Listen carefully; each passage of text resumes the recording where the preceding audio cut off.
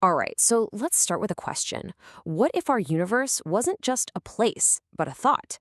Today, we are diving deep into a seriously mind-bending story about a character named Denlur, whose journey is nothing less than an attempt to map the very structure of reality itself. So yeah, prepare for a trip down the rabbit hole. So this story, it doesn't exactly ease you in. It starts with a total system shock. For our main character, Ash, the world he knows literally dissolves around him, turning into liquid crystal. This single woman is the spark for everything that follows, completely shattering his and our idea of what's real. This whole thing kicks off in a city called NiveRA.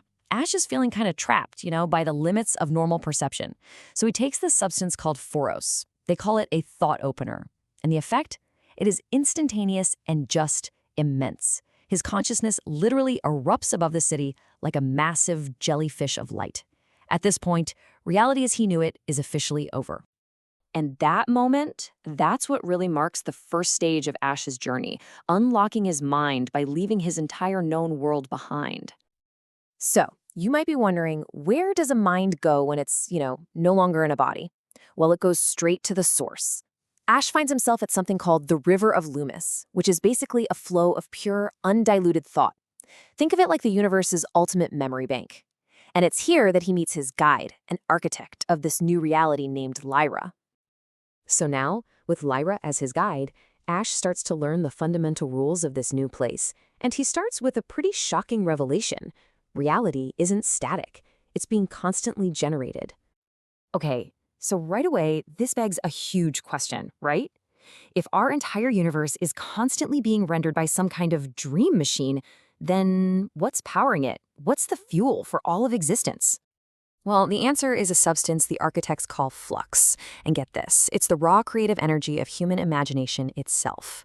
But that leads to a pretty wild implication. If reality runs on something as personal as creativity, there's gotta be a cost, right? And that cost is, well, it's horrifying. Ash starts to realize he's not just an observer watching this great machine at work. He is the fuel. The system needs a self-aware template to copy from, a pattern to think itself into existence, and Ash's own identity is the input.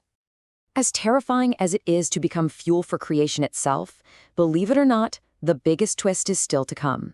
And it's all about the true nature and the true scale of this so-called dream machine. See, Ash quickly learns the machine isn't some hidden server farm under an island somewhere. It's not even an object within the universe. The truth is infinitely grander.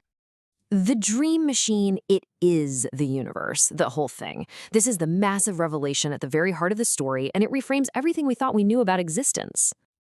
So, how does that even work? Well, try to picture it like this. Every single star in the sky is like a firing neuron in a colossal brain. The universe isn't just a container for reality. The universe is a thinking network. Our existence is just the byproduct of the cosmos thinking. This new understanding that the universe is basically a giant brain gives Ash and Lyra a completely new purpose. I mean, their entire mission is about to change dramatically. Their goal is no longer just to understand the system. Nope. Now they have to become active participants. Their new mission is to perpetuate its cosmic rhythm, to help make sure it all stays stable. And to do that, they have to make the ultimate sacrifice. They have to literally dissolve their individual forms, their egos, their very identities, to become what's called foundational material. They become the raw potential, the seed of echoes that all future creation will spring from.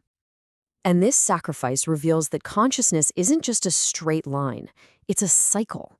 A new reality begins, it learns and gains wisdom, it dissolves to become the seed for the next one, and then it's reborn. And with every single loop, the system itself learns and evolves. So now we're really getting to the philosophical heart of the story. Ash and Lyra's journey isn't about their own survival anymore. It's about the continuity of the entire system. In this final act, they achieve this perfect state of balance. The silence that watches, which is like pure awareness, and the movement that flows, creation itself. They become one.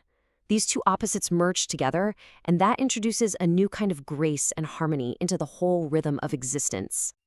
This brings us to the final and maybe the most powerful takeaway from all this. This entire journey isn't just a story. It's a complete reframing of existence as one profound, ongoing question. So here's the thought I want to leave you with. If the entire cosmos is a living mind and it's perpetually asking itself, what am I? Then what does that make your consciousness? What if your journey, your thoughts, your entire life are just one small part of the universe's answer?